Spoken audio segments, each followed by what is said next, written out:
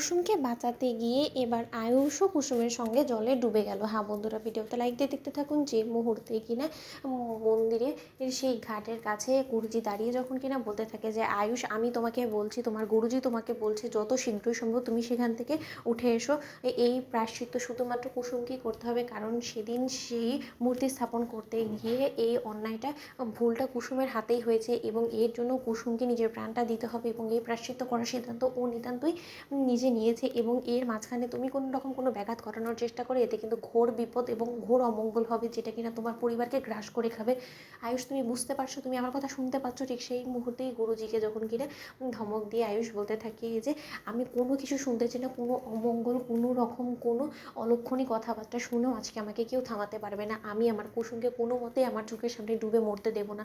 ঠিক সেই মুহূর্তে কুসুম যখন বলতে থাকে ছোটো সাহেব, আপনি যদি আমার হাত এক্ষুনি না ছাড়েন তাহলে আমার থেকে খারাপ কেউ হবে না। আপনি হাজার চেষ্টা করো আজকে আমাকে জলের থেকে তুলতে পারবেন না এবং আমার মৃত্যু অনিবার্য, কারণ আমি আজকে নিজে থেকে স্বেচ্ছায় আমি ডুবে মরতে চাই। তার কারণ আমি বেঁচে থাকতে কোনো মতেই আপনার উপরে কোনো রকম কোনো অমঙ্গল হোক এবং বা আপনি কোনো বিপদের মুখে পড়েন বা আপনার প্রাণ সংশয় হোক, সেটা আমি অন্তত সহ্য করতে পারবো না। তাই আমাকে ছেড়ে দিন। ঠিক সেই মুহূর্তে আয়ুষের হাত ছাড়িয়ে তখন কিনা কুসুম এক পর্যায়ে ডুবে যেতে লাগে। ঠিক সেই মুহূর্তে বাড়িতে থাকাকালীন ইন্দ্রাণী গাঙ্গুলি যখন বলতে থাকে যে আর হাতে হাত দিয়ে বসে থাকলে চলবে না, আমাকে এক্ষুনি সেখানে গিয়ে দেখতে হবে যে ডুবুরিরা সেখানে কী করছে, যে তারা কোনো মতেই আমার আয়ুষকে সেখান থেকে উদ্ধার করে কেন আনতে পারছে না। ঠিক সেই মুহূর্তে ইন্দ্রাণী গাঙ্গুলি থেকে শুরু করে পরিবারের অন্যান্যরা যখন কিনা সেই ঘাটে গিয়ে দাঁড়ায় এবং আয়ুষ আয়ুষ বলে চিৎকার করতে থাকে। ঠিক সেই মুহূর্তে আয়ুষ কারো বারণ না শুনে কুসুমকে বাঁচানোর তাগিদে যখন কিনা ছুটে চলতে লাগে, ঠিক সেই সময় গুরুজি বলতে থাকে যে ইন্দ্রাণী, তোমার ছেলের প্রাণ সংশয় ছিল এতদিন, এবার তোমার ছেলের মৃত্যু কিন্তু অনিবার্য, কারণ তোমার ছেলে যে জীবন দিতে গিয়েছে তার সঙ্গে সঙ্গে তোমার ছেলেও পেছন ধরেছে এবং তার